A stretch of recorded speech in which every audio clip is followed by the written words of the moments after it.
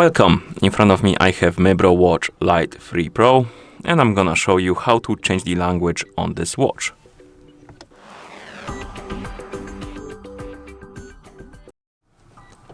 So first thing we need to do is to wake up the screen on our watch, and you can do it by pressing the crown button, the home button. Once you wake up the screen, press the home button again to open the menu. Then scroll through the menu and look for the settings icon. And once you find the settings icon, tap on it to enter the settings. In settings, find the option called the system.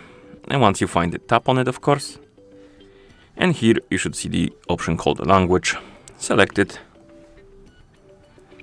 As you can see, we have the option called auto follow, and it's enabled by default. And basically the watch will follow the language on the phone that is, or from the phone that is paired with your watch.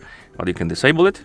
And now you can change the language to something else if you want to. So scroll through the list, find the language you would like to use, and once you find it, you can simply tap on it to select it and apply it. For example, let's say Spanish. And if you go back, you will see that the language has been applied. And basically that's how you change the language on this watch. Thank you for watching. If you found this video helpful, please consider subscribing to our channel and leaving the like on the video.